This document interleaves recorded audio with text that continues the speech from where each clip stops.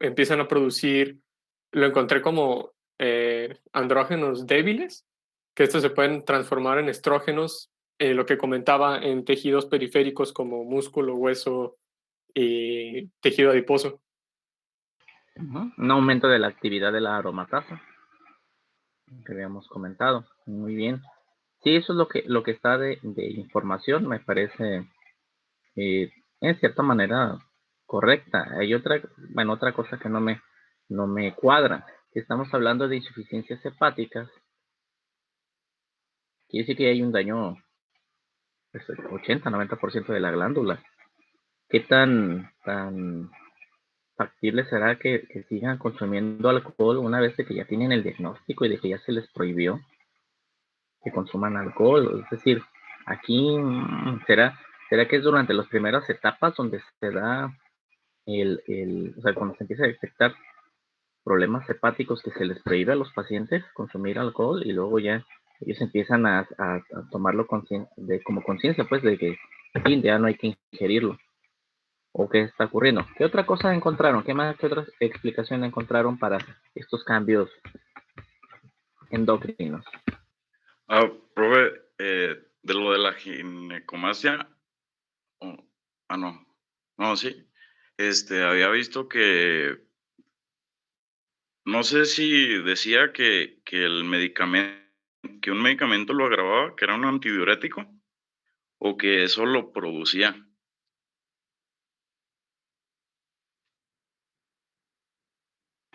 Es decir, o sea, que se da un medicamento para la insuficiencia hepática y que como efecto secundario al uso de ese medicamento se da la ginecomastia. O si se agravaba, no sé. La Ajá. espirolactona, ¿no? Espironolactona, Sí, Ujú, creo que es. que es antidiurético. más bien es un diurético. Ah, sí, sí, Es un sí, es antagonista. diurético.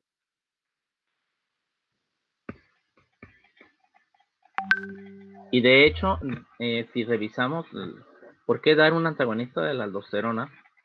Recuerden que es una hormona esteroidea y por lo tanto se tiene que metabolizar en el hígado. Entonces se supone que incrementan los niveles de aldosterona, pero no solamente por esa causa, sino también al haber edema, está bajando el volumen vascular y se activa el sistema renina-angiotensina-aldosterona. Es decir, hay una producción más una falla en el metabolismo, lo cual pues hace que se incremente y haya consecuencias. Por eso se da este anti, no es anti, bueno, no es un antagonista de la aldosterona. Vamos a ver. No alcanza a ver el chat, no pasa así muy rápido. Ajá. Se afinaban los receptores. Bien, miren, aquí es donde entran mis dudas. No sé si ustedes también las tienen. Efectivamente, yo encontré información relacionada a que el consumo de alcohol hace que incremente la conversión de andrógenos a estrógenos. Estoy bien lo correcto. Pero fíjense, dicen el consumo. Mi pregunta es, entonces, cuando deja de consumirlo, ¿todavía continúa esto? Porque un paciente que ya entra en cirrosis, lo primero, pues, es prohibirle que siga tomando.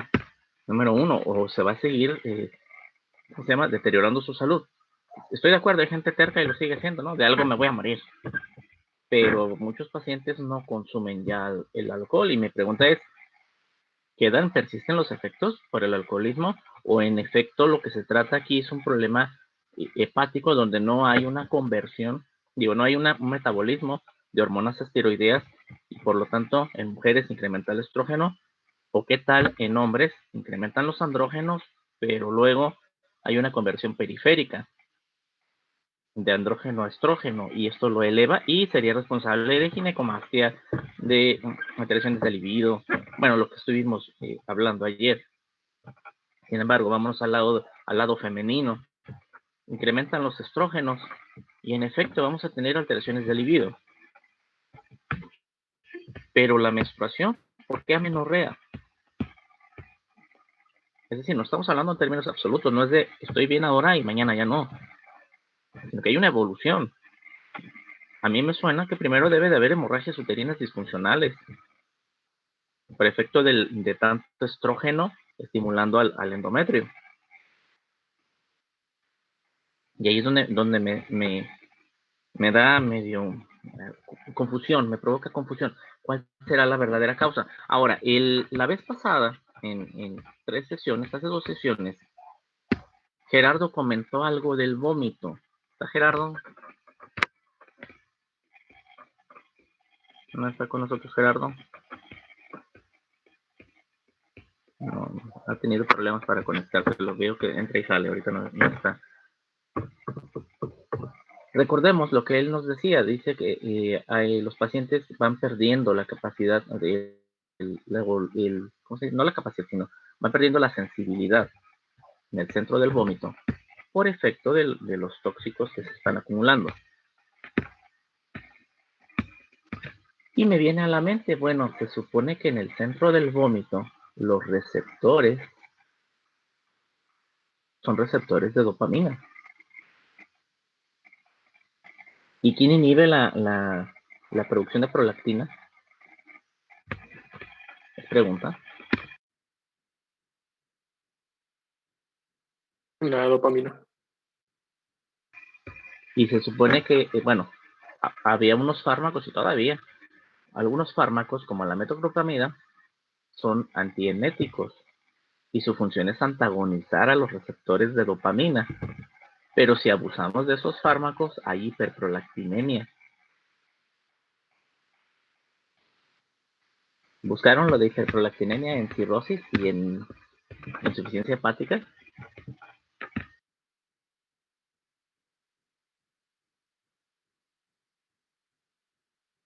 Yo lo vi mencionado en varios artículos que dicen que puede ser causa, pero la verdad ninguno explica muy a fondo, nada más lo menciona. Como la mayoría de libros nada, o de artículos, nada más te dicen, hay esto, pero no te explican por qué. Y entonces la tarea de nosotros sería preguntarnos por qué es lo que estamos haciendo en este momento. Es decir, yo no tengo problema con aprenderme el listado de manifestaciones de la cirrosis y que coexisten con pues, hipertensión portal, insuficiencia hepática. Me los puedo aprender. Aquí el libro dice que vamos a encontrar ginecomastia y mira, sí es cierto, los varones tienen ginecomastia cuando tienen insuficiencia hepática. O vamos a encontrar ascitis. Ah, mira, sí es cierto, tiene ascitis. Aquí habría que preguntarnos qué combinación de factores ocurren para que vengan los trastornos endocrinos. Y entonces me viene a la mente. Regreso al ejemplo de la mujer. En el caso de las mujeres nos dicen, vamos a encontrar amenorrea por efecto de que está alterado el metabolismo estrogénico en el hígado, se elevan los niveles y entonces tenemos amenorrea. Insisto, esto es un trastorno que se va dando progresivamente. No empieza, hoy está bien la persona y ya mañana tiene cirrosis y tiene insuficiencia hepática, sino que se va dando, va aumentando de intensidad de manera progresiva, forma progresiva. Durante ese intervalo de tiempo, de que empieza hasta que sobreviene ya las etapas finales, debe de haber una elevación también gradual del nivel de estrógeno, lo que llevaría a hemorragias uterinas, porque está incrementando ¿cómo se llama? La capa de endometrio. Y entonces, aunque falta la progesterona, pero de alguna manera sí hay hemorragias. Es decir, no es una menorrea como nos estaba diciendo, Port nos dice, que fue lo que les puse, que hay amenorrea. La menorrea es cuando no hay estimulación, o sea, o algo está impidiendo que haya la hemorragia. Y entonces me viene a la mente otra cosa. Si estamos hablando de que está fallando el metabolismo de las hormonas esteroideas, y así como se eleva la aldosterona, vamos a tener elevación de andrógenos y estrógenos, y luego los andrógenos se convierten en estrógenos, por lo tanto tenemos hiperestrogenismo en ambos sexos. Bueno, Ahora, el exceso de estrógenos tendría que aumentar el nivel de prolactina, porque se supone que el hiperestrogenismo es lo que termina por hacer. Una de las causas de hiperprolactinemia pues es el aumento de estrógenos, el nivel de estrógenos, y entre más elevado, pues más supresión del eje hipotálamo hipófisis gonada y más elevado la producción de prolactina. Entonces tendríamos hiperprolactinemia y me justificaría que se eleve la prolactina, pero luego vamos a caer en otra situación. Bueno, sí, aumenta el nivel de prolactina, por lo cual vamos a tener hipogonadismo, entonces debe de descender la producción de hormonas andrógenas, estrógenos también, van a descender y por lo tanto al descender pues tendría que descender el nivel de prolactina porque ya no habría estimulación de la célula lactotropa y por lo tanto tendría que haber una especie de ciclo y pues no lo encontramos relacionado así. Pero vámonos a la explicación que daba Gerardo, donde dice, bueno, es que llega un momento, es decir, hay una inhibición al centro del vómito. No sé si ya se conectó nuevamente Gerardo, o todavía no me he fijado. No, o sea, pero nos decía, hay una inhibición del centro del vómito, por tanto llegan a acostumbrarse y ya no manifiestan vómito. Mi pregunta viene en este otro tenor. Entonces, ¿no será que también al inhibir al centro del vómito se están inhibiendo los receptores de dopamina y no nada más del centro del vómito? Todos los receptores de dopamina y por lo tanto vamos a encontrarnos un aumento de la prolactina que no tiene nada que ver con los aumentos de estrógeno y que por lo tanto se lleve a una hiperprolactinemia y que sea la culpable ya ahora sí de una menorrea, de cambios en el varón. Estamos viendo también, es también muy notorio la disminución del volumen muscular, porque son pacientes delgaditos, con brazos delgaditos y sus piernas, o sea, todos sus músculos están delgaditos. ¿No será por allí la causa?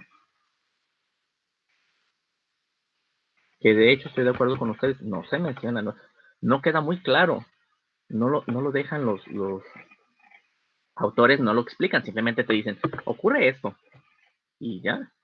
Entonces, bueno, ya para continuar con alteraciones del estado de conciencia, para ya no interrumpir, en resumen, de insuficiencia hepática. Como resumen, déjenme avanzar a esta diapositiva, espero que ya se vea reflejado ahí esto. Esto es lo que quiero que quede como resumen. Nosotros ya vimos el aumento de la disminución de las capacidades que tiene el hígado, de las funciones que tiene el hígado, mejor dicho. Y podemos entender el cuadro clínico de insuficiencia hepática ligado a la pérdida gradual de las funciones.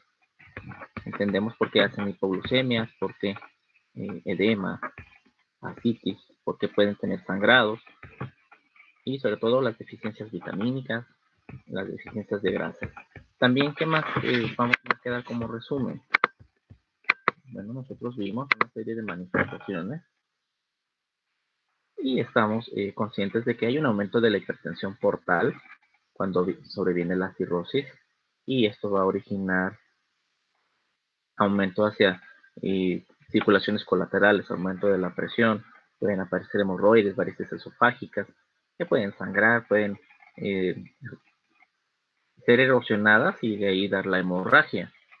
Habíamos visto lo de la malnutrición y vimos varias causas posibles o explicaciones de por qué la desnutrición.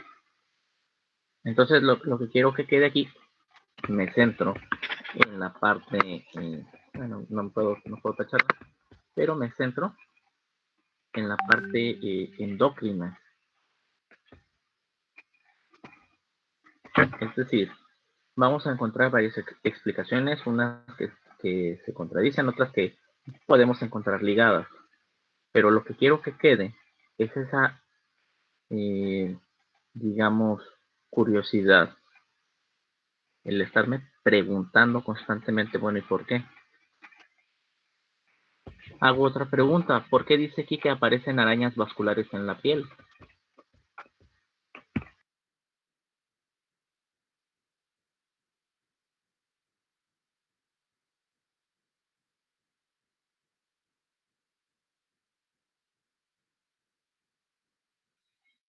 Doc, eso a mí ya me lo había explicado mi papá.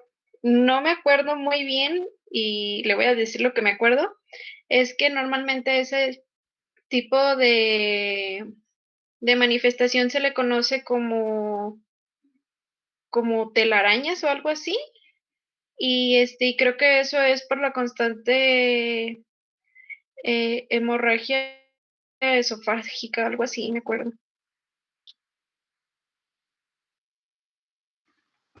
¿Y de alteraciones endocrinas no te dijo nada?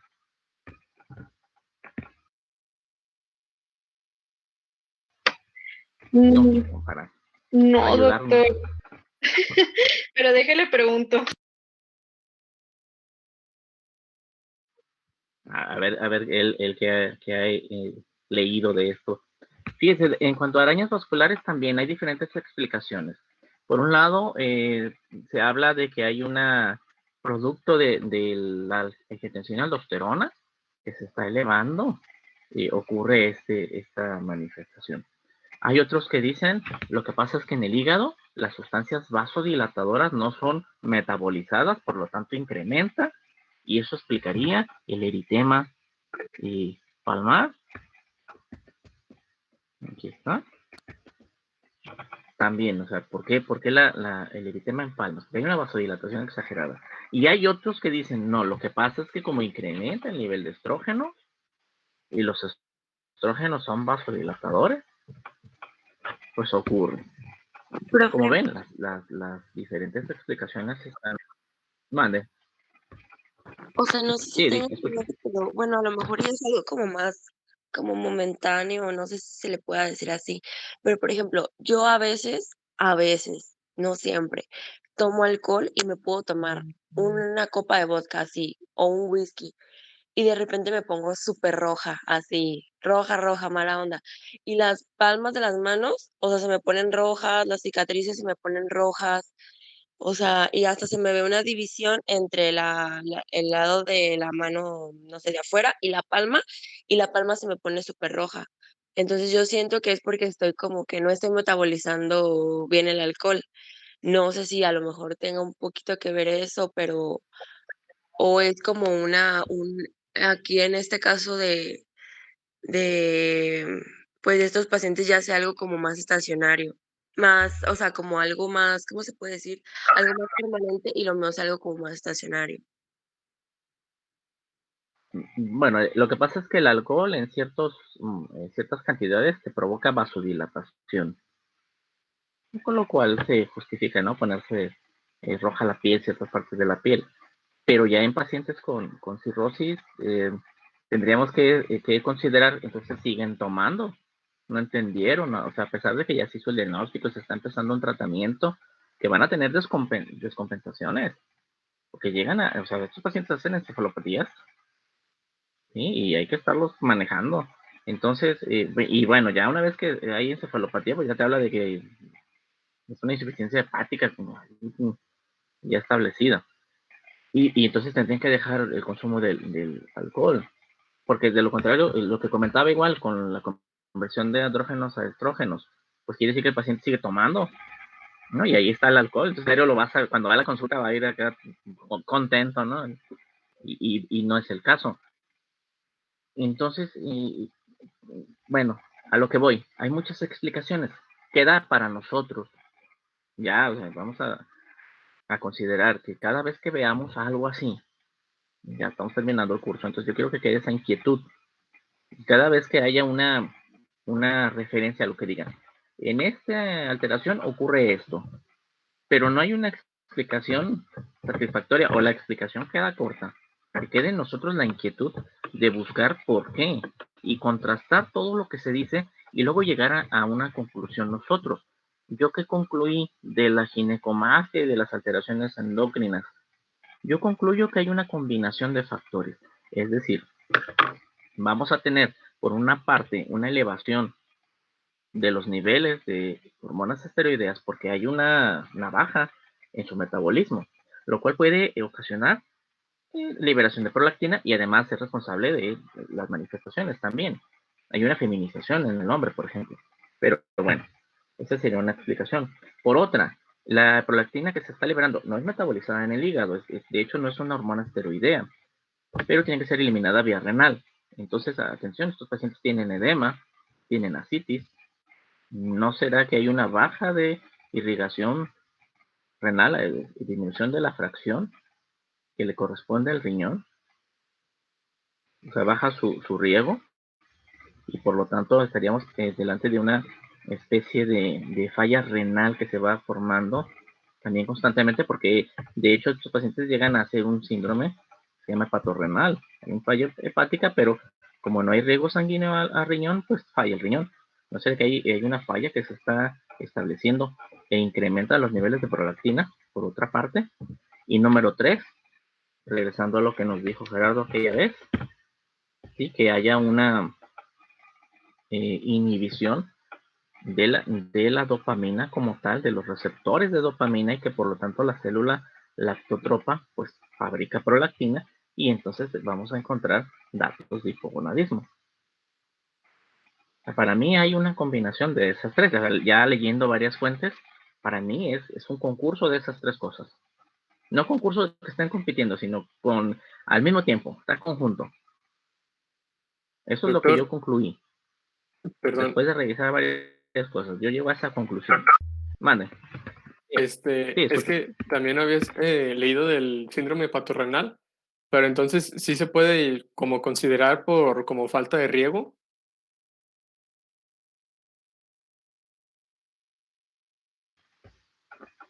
Es que a fin de cuentas, el hecho de que haya una, ¿cómo decir?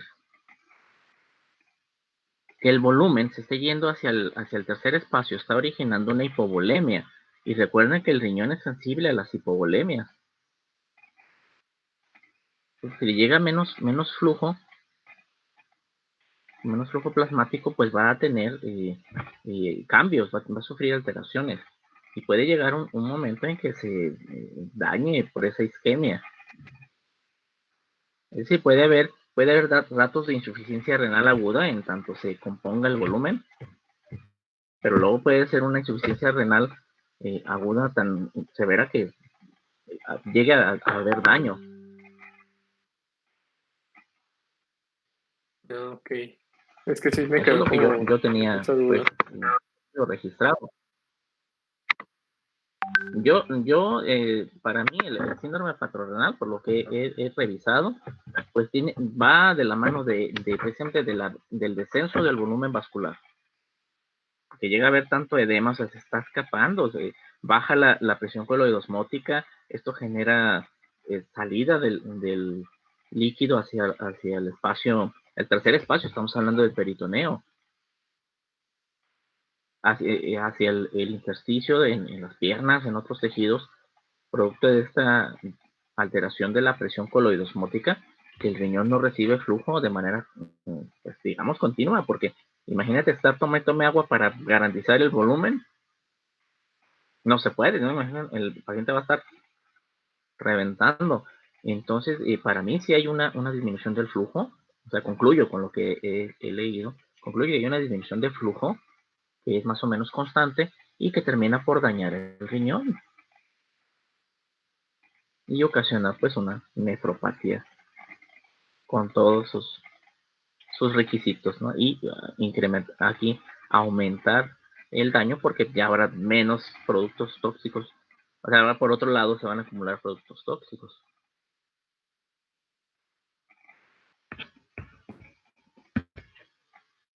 Y bueno, equipo de alteración del estado de conciencia, vaya poniendo su presentación, por favor. Ya me retiro de la presentación, ya dejé libre el espacio, ya pueden ir poniendo ustedes, por favor. Ok, doctor.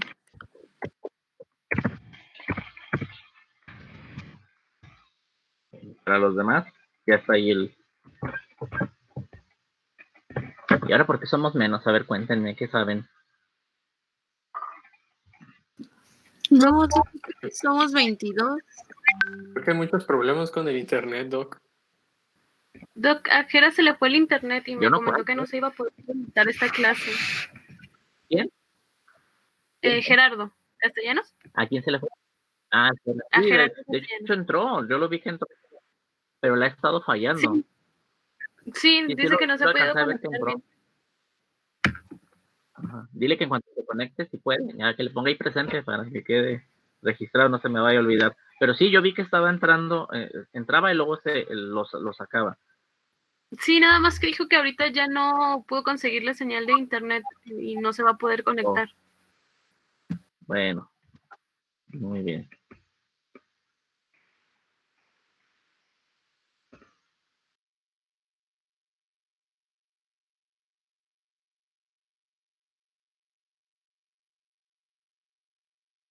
Doctor, solamente quiero confirmar que estén todos los del equipo aquí en el Meet porque no contestan por WhatsApp.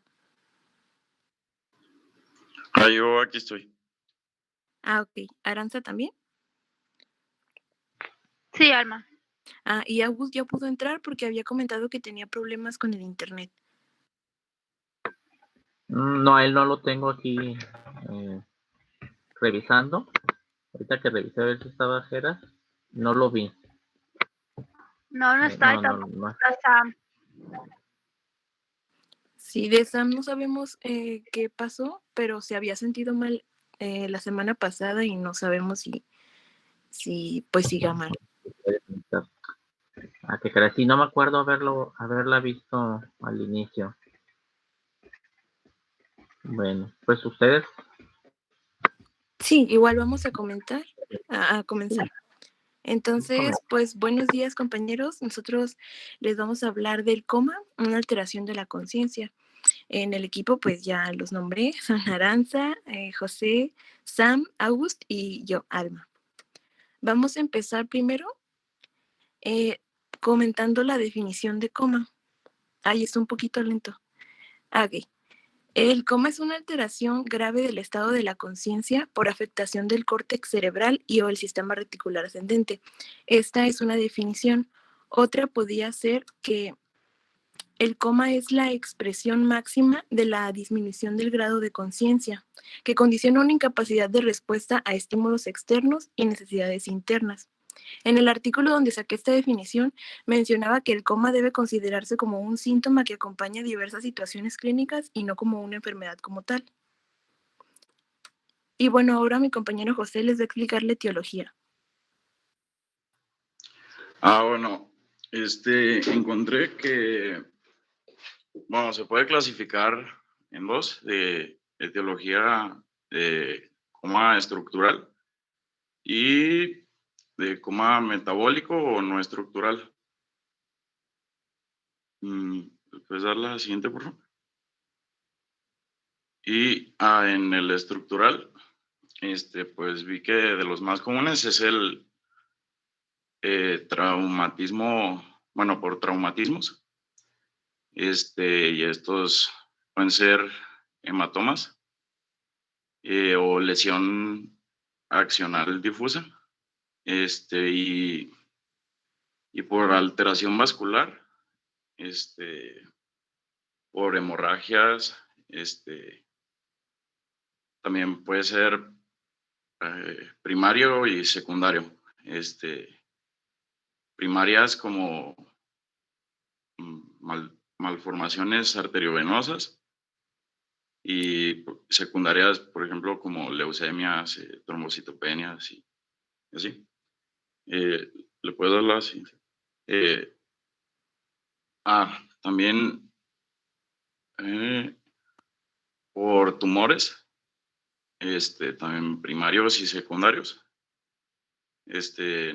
Ejemplo de primarios como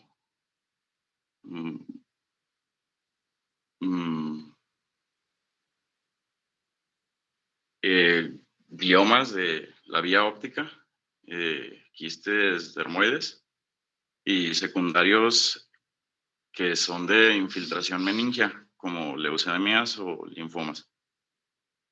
Y obstrucción en el sistema de drenaje del líquido cefalorraquídeo, como hidrocefalia.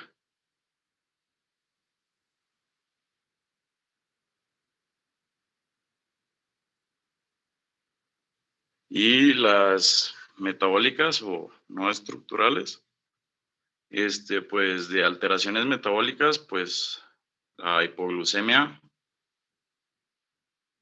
alteraciones hidroeléctricas, fallo renal, fallo hepático, el síndrome Reye, que eran como errores congénitos del metabolismo, y déficit de Perdón, una pausita.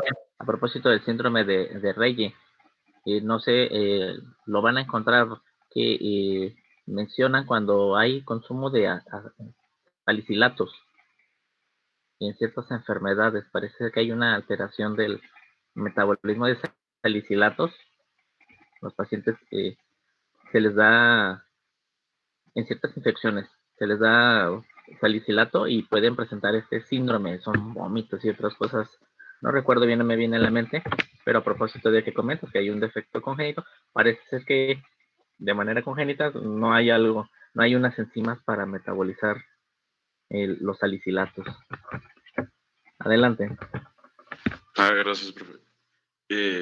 También de tóxicos, son por intoxicaciones exógenas como narcóticos o metales pesados, como plomo y mercurio. Infecciosas, como meningitis, encefalitis, sepsis. Encefalopatía hipoxicoisquémica.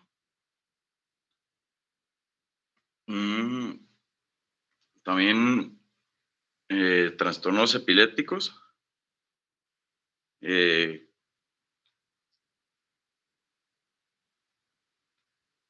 Y pues endocrinopatías como cetocidosis diabética, enfermedad de Addison, de Cushing, feocromocitoma, y también vi coma mixematoso. Y creo que hasta ahí puse las no estructurales. Muy bien, algo importante a tomar en cuenta. ¿Cómo es que somos conscientes o sea, tenemos estado de conciencia normal? ¿Qué pasa? Fisiológicamente hablando, ¿cómo es que estamos despiertos? Estamos viendo nuestro medio, sabemos que tenemos que estar en clase, a las 11 debemos empezar. Me falló la computadora, empezamos 11:12, 11:13, pero estábamos conscientes de que el doctor no se conectaba. ¿Cómo es eso posible? Fisiológicamente, ¿cómo es?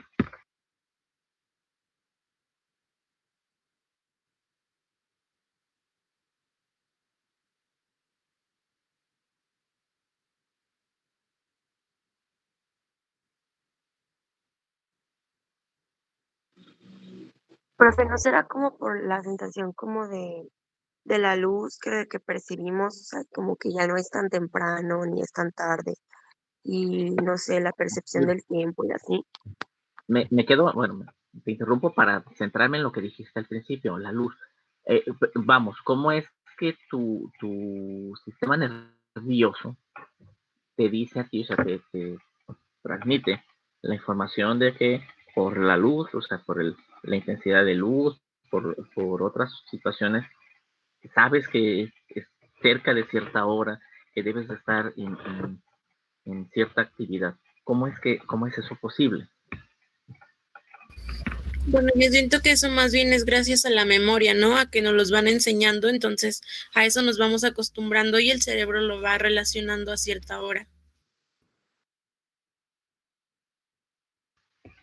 Bien, y entonces también otra cosa, ¿cómo saben ustedes? O sea, no llega un momento en que dicen, ah, caray, están en París. Saben que están en su casa. Bueno, a lo mejor algunos de ustedes están en París y estoy elucubrando, pero por ejemplo, ¿cómo saben o sea, cómo no de pronto piensan, no estaré en otro país. O sea, ¿cómo está esto dado? Esa es mi pregunta. ¿Cómo es que se sabe todo lo que hay Profe, alrededor? ¿no será como a lo mejor algo del sistema nervioso autónomo por ejemplo, en nuestros ojos, a lo mejor cuando entra la luz en la pupila, pues esta pues se hace más grande, más chiquita, depende de la percepción de la luz, y esto a lo mejor manda un mensaje mediante el sistema nervioso autónomo, y es algo que nosotros a lo mejor no sabemos, pero pues ya vaya, no lo controlamos, pero ya lo tenemos o lo dominamos. Vamos, muy bien, por ahí quería yo que nos fuéramos. En efecto, recuerden que todo nuestro conocimiento del medio externo y del medio interno, qué bueno que mencionaste el sistema autónomo, ese conocimiento que nosotros tenemos viene dado en primer lugar por receptores periféricos, y son los que captan los distintos estímulos y lo mandan a un centro integrador, el cual, si es necesario que haya una respuesta, pues manda una señal a un órgano efector. Hablando de músculos, en caso de movimiento, sistema nervioso autónomo. Sí, son las vísceras las que tienen que hacer una respuesta, o bien glándulas son las que tienen que responder ante los estímulos. Ahora, ¿cómo sé yo en este momento? ¿Cómo saben ustedes en qué posición están sus piernas? Si están sentados, están acostados, como estén, en qué posición. ¿Cómo es Esos que lo son saben? los receptores Porque hay, tendinosos que tenemos, ¿no? porque hay unos propulsores, muy bien, en efecto. Y no tenemos que andarlos, ¿cómo decir? No tenemos que estar, tengo que mover la pierna a que quede en tal angulación, porque en este momento la tengo en esta posición. Es decir, sin que nosotros volvemos a ver nuestra pierna, el cerebro ya tiene, o sea, sabe cómo está, hacia dónde está orientada la punta del pie, en qué ángulo está la articulación en los tobillos, las rodillas. Nuestros ojos están recibiendo una cantidad de luz, más o menos sabemos qué hora es, sabemos dónde estamos. ¿Cómo es posible? Estamos hablando de estímulos periféricos, pero también estamos hablando de funciones mentales superiores. Sabemos que estamos en clase de fisiopatología y luego estamos entendiendo el lenguaje que se está hablando porque ya conocemos términos fisiológicos y términos médicos. ¿Cómo es posible? Bueno, vamos a hablar de las interconexiones. Recuerden que todo, ya se mencionaba, hay un receptor. Este receptor manda, o mejor dicho, está conectado a unas neuronas que van hacia la médula. Luego ahí tenemos otras neuronas, hacen sinapsis, llegan hasta el bulbo, hasta el hipotálamo. Hay tálamo, perdón, y hay otras conexiones hacia la corteza cerebral. Todas estas interconexiones hacen posible que nosotros estemos orientados en 3 esferas: tiempo, espacio y persona. Si se altera una de las 3 percepciones, hablamos de que las personas están desorientadas, y ese es el inicio de las alteraciones del estado de conciencia. Conciencia es saber, ¿sí? Es precisamente el que yo sepa, me dé cuenta de lo que está ocurriendo a mi alrededor. Eso es ser consciente o tener conciencia. Yo puedo tener los ojos abiertos, pero ¿qué pasa si en este momento yo pienso que soy Miguel Hidalgo, que estoy en 1810, desconozco a mis familiares y luego salgo a la calle y grito: Pablo de Dolores, reúnanse? Van a voltear a verme mis vecinos. ¿Este cuate qué? No estoy consciente de lo que está ocurriendo. No tengo un estado de conciencia normal, estoy desorientado en las 3 esferas. ¿A qué voy? Si le regresan tantito, por favor, unas 2 diapositivas, a donde empiezan las causas. Ahí empezaba, no había otra, una previa, no recuerdo. A ver, dale una ahí, si no, pues te regresas. Allí, perfecto, ahí está bien. No se alcanza a ver muy bien el bulbo, pero en la laminilla al lado izquierdo, donde está la columna vertebral, hay una representación de la médula y se alcanza a ver el bulbo y la protuberancia. Bien, por esa parte vamos a encontrarnos algo que se llama, lo voy a poner en el chat, sistema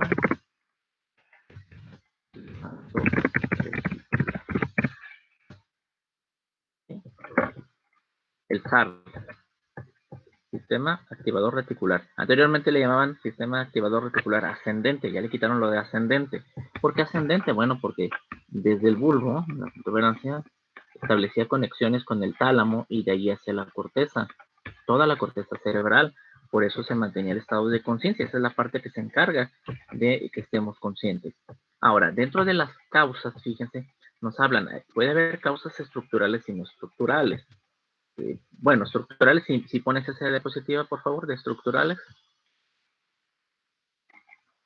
Muy bien. Perfecto. Veamos, estamos hablando de, sobre todo, acá en vascular, nos hablan de hemorragia, de infarto. En el caso de traumatismo, sigue habiendo hemorragia, tenemos epidural, subdural, intracerebral. A lo que voy. En el caso de los daños estructurales, tienen que afectar al sistema activador reticular para que haya pérdida de la conciencia. ¿Pueden aventarme un balonazo? Yo no ser consciente de que viene el balón, golpearme y nada más dolerme. Es un traumatismo, pero no perdí la conciencia. ¿Por qué? Porque no se afectó al sistema activador reticular. En cambio, me dan el balonazo y ocurre un daño, como dice aquí. Hay un daño a las estructuras cerebrales. Me pueden dejar inconsciente.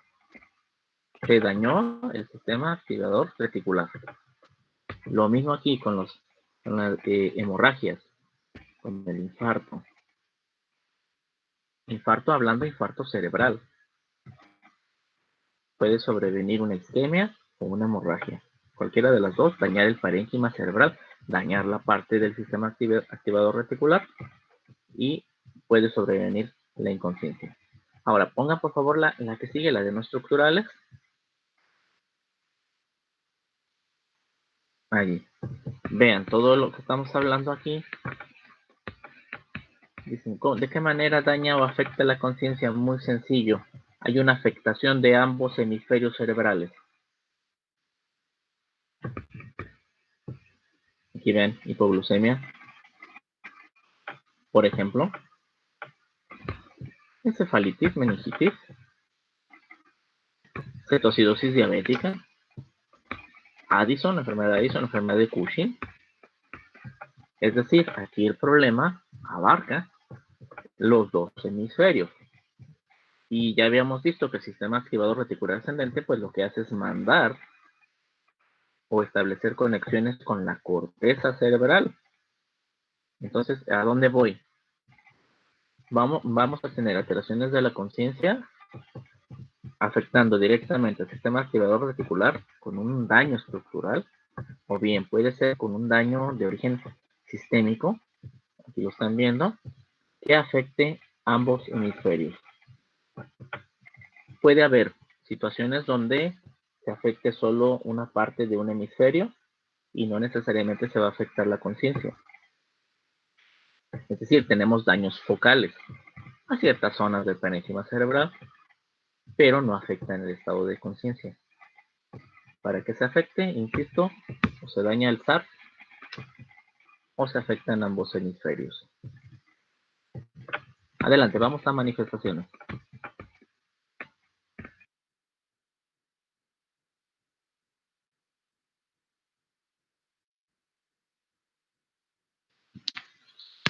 En manifestaciones, tenemos que la conciencia está disminuida en grados variables y estos estímulos repetitivos despiertan a los pacientes solo brevemente o no lo van a lograr en absoluto.